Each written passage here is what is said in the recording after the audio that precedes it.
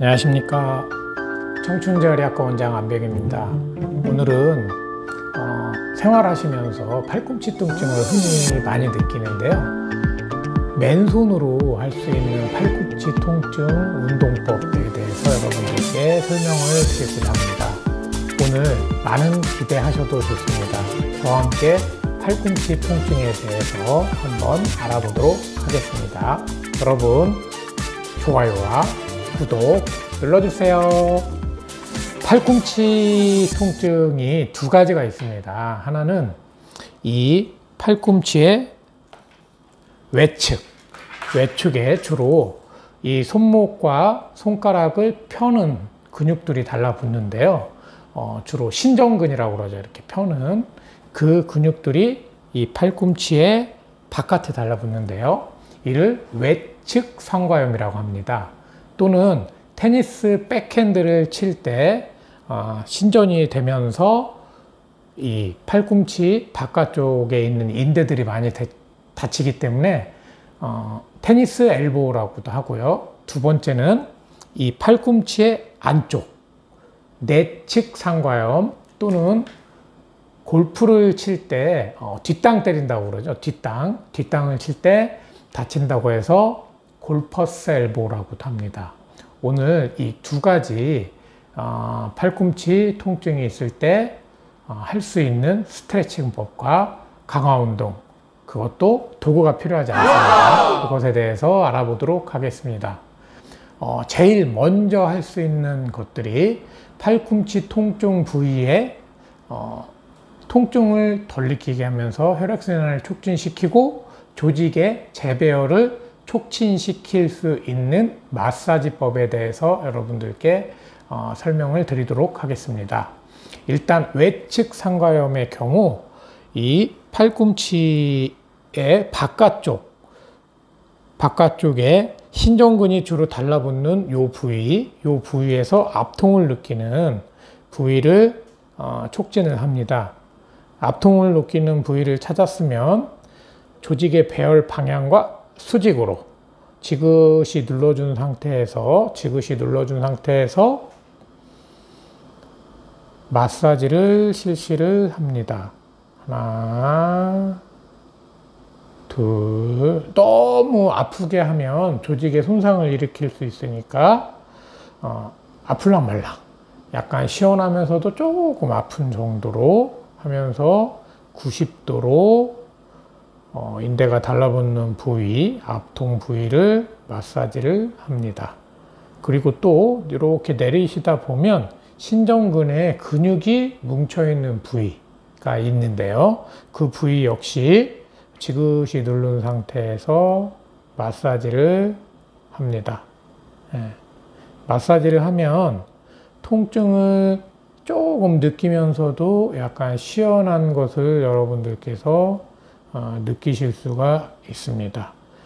요 근육이 뭉쳐진 곳을 마사지를 하면 이게 풀리면서 이 연관통이라고 그러죠. 또는 방사통이라고 그러는데 근육이 뭉쳤을 때, 이 신전근이 뭉쳤을 때에는 손가락 또는 손등으로 통증이 뻗쳐나가기도 하는데요. 그것까지 호전을 기대할 수가 있습니다. 자, 바깥쪽을 마사지를 했고요. 팔꿈치의 안쪽에 통증을 느끼는, 즉 골퍼스 엘보를 갖춘 내측 상과염 부위에 통증을 느끼시는 분들은 이렇게 만져서 압통을 느끼는 부위를 찾습니다. 찾은 상태에서 조직의 배열 방향과 90도로 지그시 마사지를 해줍니다. 하나, 둘, 셋, 넷, 다섯. 이것을 이렇게 해서 10번 정도 해서 그걸 한 세트라고 하면 3세트 반복을 합니다. 자, 그 다음 이 밑에 요것은 신전근이 아니라 손을 굽히는 것이기 때문에 굴곡근이라고 합니다. 이 굴곡근의 뭉친 부분을 찾아서 다시 한번 배열 방향과 90도로 해서 마사지를 해줍니다. 하나, 둘, 엄청 아픈 부위도 있거든요. 인대가 잘못되면 그 근육 자체의 피로도라든지 긴장감도 증가를 하기 때문에 근육이 가장 뭉쳐있는 부분도 같이 마사지를 해주는 것이 중요합니다. 네, 실시를 했고요. 다음은 두 번째입니다. 두 번째는 마사지가 끝났으면 주로 근육이 긴장을 하거나 인대가 달라붙는 부위에 통증이 있을 경우는 스트레칭부터 먼저 실시를 하는 것을 권해드립니다. 테니스 엘보의 경우 신전근을 스트레칭하는 것은 신전근이 작용을 할 때 짧아지는 것은 이런 식으로 해서 짧아지죠. 수축을 하면은 손가락도 들 수 있고 이 손 등도 들 수 있기 때문에 이것과 반대적으로 스트레칭을 하는데요. 엄청 단축이 된 경우에는 굉장히 아프실 수가 있습니다. 그래서 스트레칭을 하는데 너무 과하게 하지 말고 이 정도면 좀 아플랑 말랑 한다. 그 정도 상태까지 스트레칭을 해준 상태에서 한 5번이나 10번 정도를 셉니다. 스트레칭 되고요. 하나, 둘, 셋, 넷, 다섯, 여섯, 일곱, 여덟, 아홉, 열. 테니스 엘보와 골퍼스 엘보가 따로따로 있으신 분들도 서로 스트레칭을 같이 해주시는 것을 권해드립니다.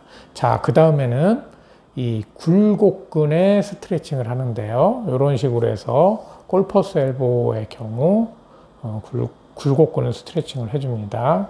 너무 아프시면 아플랑 말랑한 정도로 이렇게 한 상태에서 스트레칭을 해줍니다. 저 같은 경우는 크게 아프지 않기 때문에 거의 끝까지 가능한 범위 내에서 하나, 둘, 셋, 넷, 다섯. 예, 이런 식으로 해서 10번을 한 걸 한 세트라고 하면 3세트를 실시를 합니다. 자, 그 다음 세 번째는 강화 운동을 한번 해보겠습니다. 이 강화 운동을 하는데요. 처음에는 통증을 많이 느끼시는 분들이 계실 텐데 그런 분들은 도구를 사용하지 마시고 한 가지의 팁이 있는데요. 운동 중에서 강화 운동 중에서도 안 아프게 할 수 있는 강화 운동이 있는데요. 이는 바로 등척성 운동이라고 합니다. 우리가 움직일 때 근이나 인대가 달라붙는 부위에 통증을 느끼는 경우는 신경을 자극하고 근육의 길이나 인대들이 변하면서 주변의 통증 소용체를 자극하게 되는데요. 그 근육의 길이가 변하지 않은 상태에서 운동을 하면 통증이 심하게 느끼지 않으면서 근육에 힘을 기를 수가 있습니다. 즉, 이 신전근의 경우 고정을 한 상태에서 그 상태에서 서로 힘을 줍니다. 이 손목은 위로 하려고 하고요. 이 왼쪽 손은 얘를 멈추게 합니다. 그래서 힘을 지그시 주는 겁니다. 여기 힘 들어가는 거 보이죠? 예, 여기 보이시죠? 요 상태로 해서 근육의 길이만 변하지 않게 관절을 움직이지 않고 힘을 주는 상태로 시작을 해봅니다. 하나, 둘, 셋, 넷, 다섯. 여러분, 테니스 엘보 또는 외측 상가염이 있는 분들 중에 움직이실 때 너무 통증이 있으신 분들은 마사지와 스트레칭을 하고 난 다음에 꼭 등척성, 관절의 움직임을 없앤 상태, 즉 근육이 움직이지 못하게 한 상태에서 힘을 주는 동작을 하면 통증을 느끼지 않으면서 근육의 힘을 키울 수 있고 그것이 호전되면 통증도 어느 정도 호전이 될 수가 있습니다. 예, 이런 식으로 해서 등척성 운동, 힘 들어가죠? 힘 들어가죠? 힘 들어가는 거를 하나, 둘, 셋, 넷, 다섯. 이런 식으로 하는데요. 이 손목의 위치를 이런 식으로 해서 어느 정도 몸이 안 아플 정도로 각도를 변형시키면서 하는 것을 권해드립니다. 이런 식으로 해서 안 아프면 이 상태에서 등척성 운동을 하고요. 또 조금 각도를 변한 상태에서 요 신전시킨 상태에서 하고 또 이런 상태에서 또 손목을 움직이면서 등척성 운동을 이렇게 변화시키면서 하기를 권해드리고요. 팔꿈치 안쪽도 마찬가지입니다. 처음에는 스트레칭을 한 상태에서 힘을 들어가는 것을 잘 보세요.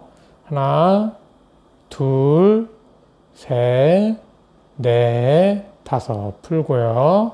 다시 하나, 둘, 셋, 넷, 다섯 풀고요. 이런 식으로 해서 등척성 운동을 시작을 합니다. 그리고 네 번째는 움직임이 잘 안 나올 때, 끝에 움직임이 너무 안 나온다 그러면 스트레칭을 하는데 너무 끝에 게 가서 아프다 그러면 이 상태에서 잡고 위로 올리지 마시고 더 밑으로 내리지도 마시고 올리는 동작, 외측 상가염의 경우 끝에 깨서 아프다 그러면 이 상태에서 멈추고 힘을 주고서 하나, 둘, 셋, 넷, 다섯 그리고 풀으시고 숨을 들여 마셨다가 이제 그러면 아마 관절 가동 범위가 조금 더 좋아지실 겁니다. 그 상태에서 또 아프다 그럼 여기서 또 다시 시작을 하는 겁니다. 그래서 점점 이 관절 가동 범위, 통증을 느끼는 범위를 늘리는 그런 운동을 하실 수가 있습니다. 여러분 팔꿈치 통증이 있을 때 너무 어렵게 생각하지 마시고요. 안 쓰면 이게 처음 급성기 때, 즉 한 3개월에서 5개월 아픈 게 몇 달이 넘어간다 그러면 그 다음에는 어느 정도의 통증이 있어도 조금씩 써야 악순환, 즉 통증이 있을 때 근육을 안 쓰고 안 쓰면 또 근위축이 되고 이 근위축 때문에 또 아프고 이런 악순환을 급성기 때는 쉬는 것이 원칙이지만 만성기 때는 악순환을 끊어줄 필요가 있거든요. 그래서 만성기 때, 즉 3개월 내지 6개월 요 시점을 지나서는 아주 조금씩 통증이 있어도 스트레칭 운동을 하면서 강화 운동을 하는 것을 여러분들께 권해드립니다. 여러분 도움 많이 되셨나요? 좋아요와 구독 부탁드립니다.